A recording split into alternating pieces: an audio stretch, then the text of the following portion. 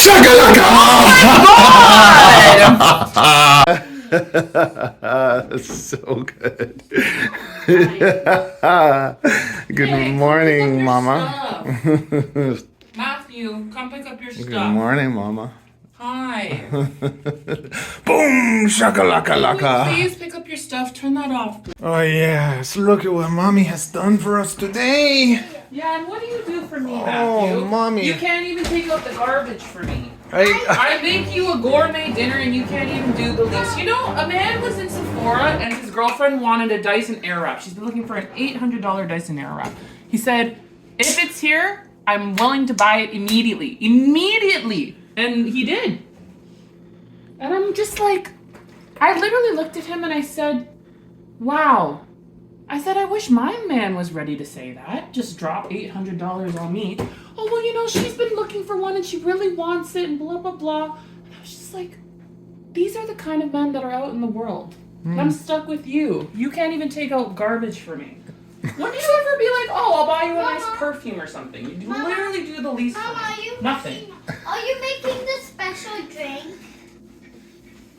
Huh? Are you making Yes. Can I have one? Is it ready? gourmet. Avery, we are going to share it. And it's just like, wow. That's 3/4 of a vacation. And he was just willing to drop it. There's onions. Because it made her happy. Mama. Also because he had money that he could spend. Not everybody has money that they can spend. Can I eat the rest? No, Avery, they're in your taco. Now go. Come on, Bubby. Come on, special girl.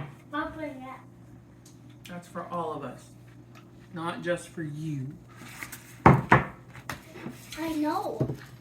Okay, so Mama's taking a shower, so I'll just tell you. When Ariel, it's like she's about to get her period, so we both have mental health issues. I have borderline personality, and she has histrionic personality disorder. And our two disorders are like,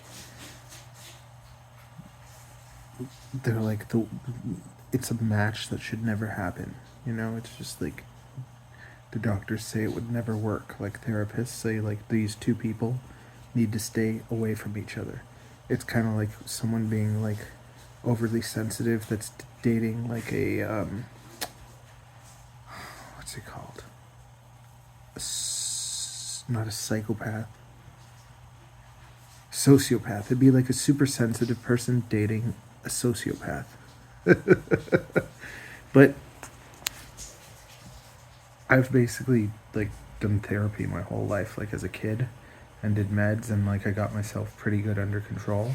Ariel's never really like done therapy or like taken medication or even tried to work on her problems and whatever, but I understand her really well, so it's like she'll say like terrible things in the moment, and maybe she does mean them or whatever, and it's just like lots of people would be offended or bothered, and I would be too, but I understand that it's her mental illness talking.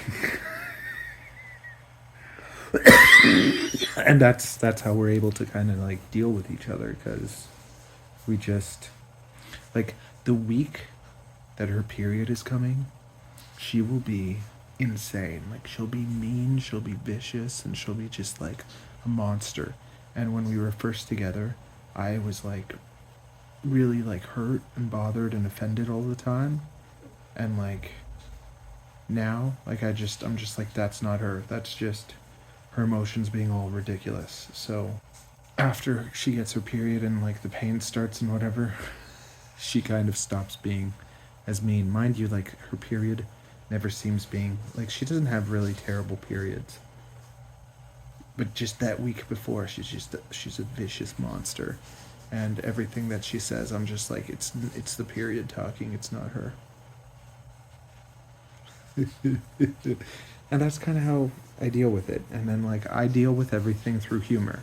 So it's like if I'm uncomfortable, I laugh. So it's like it's weird because it's like it's not the appropriate response or whatever. Like I don't think it's funny. Like sometimes I'm sad or I'm scared or something, and I'll just like I'll laugh, and that's my way of dealing with it. And she doesn't understand that. She's like, "Why are you laughing?" You know, but it's just like I don't ever. I'm like I can be mean too, but most of the time when I'm mean, I'm joking. Like I like teasing people and bothering them, but like I don't actually want to bother anyone. But it's like somebody spills something, can't you do anything right? And I think that's funny, but I don't actually mean that. I don't want to put her down or anything. She'll put me down like viciously over things that I have no control over. Like I don't have money right now, so I can't afford to go and do all these things that like she imagines every guy does for their boyfriend and every guy does for their girlfriend or their wife or whatever. And it's like she's in this like alternate reality where she always compares me to like the top 1%. And it's like, to me, I'm grateful and happy for everything that I have. I don't constantly look outside wanting more, feeling like I'm owed some sort of special life. Like I think that we're so fortunate to live in Canada or, you know, North America and be somewhere where we can like make a living and have a house. And it's just like, even though Toronto's so expensive and it gets depressing and it's hard, like it's so much harder in other countries and they don't even have the opportunity to have clean water. So like for me, I'm grateful for everything. And for her, like I wish that she would kind of have a more positive perspective. But she also doesn't see like me grinding and working every day on like social media and whatever. She looks at that like childish or immature, like I should grow up and go get a job. But to me, I'm like, if I had a regular job, my heart would just be crushed. Like I'd rather edit videos all day every day and do anything like for more money than minimum wage, which is like ironic because right now like social media makes me about $100 a month. But I've worked for 3 years making videos almost every day to make $100 a month. But it's gonna double up, and then it'll double up, and like after working on it for maybe 5, maybe 10 years, like if you keep on working on something, it gets better. So like at least I understand how it all works now. It's hard. It's so much harder to kind of build your own thing, but once it's built, it's good. Like there's nothing like it. And before COVID came and totally wrecked everything, I would make what she makes in a week. I would do that in a day. And then she'd be mad at me too. She'd be like, "Oh, must be nice." Oh. But then now that I'm like, she's making more than me now and I'm just struggling to get by.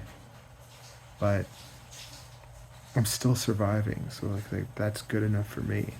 And with her, she wants me to like be able to take her on trips and spoil her and whatever. And like all I want to do is pay the bills. If I pay the bills, that's success. I get to spend time with Avery, and that makes me happy. And it's just all that other stuff is just crap to me, like vacations, cars, things like that doesn't matter. You don't need any of that. All you need is to like have fun with your family. And it's like we enjoy, I don't know, watching movies together, going for walks and stuff. It's hard because it's just like, because of the mental health issues, like she has no empathy. And then because she has no empathy with me, I have a hard time feeling sorry for her. So it's like a little bit of a vicious cycle. But I make the best of it. But making the best of it is not accepting it. You know what I mean? Like I don't accept this as how I want things to be. I still want to work towards making things better.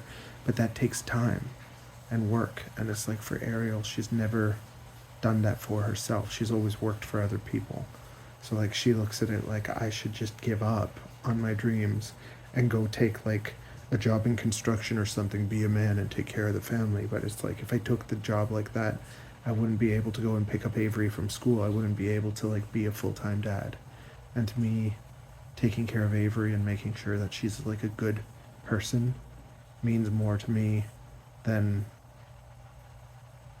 having money, because more money just means you buy more things and have more debt anyways. Like, that's how it works. You have to be able to be happy with a bit less, and I'm happy if I just get by. Like, I wouldn't even want this channel to blow up to the point where it's like stupid. Like, I just want to make enough to get by, have the bills paid, and not worry about, like, you know, going in debt. Like, that's it. And I'm happy. I don't have any, like, grandiose. Well, I have tons of grandiose ideas, but it's just like, if I succeed in making more money, I will not work more. I'll work less, and I'll have more time, because the money gives you the time. People think they save up their money for the things that they want, and to me, the only thing I want is time. So there's a little speech from me while Ariel's taking a shower. Okay? See you tomorrow.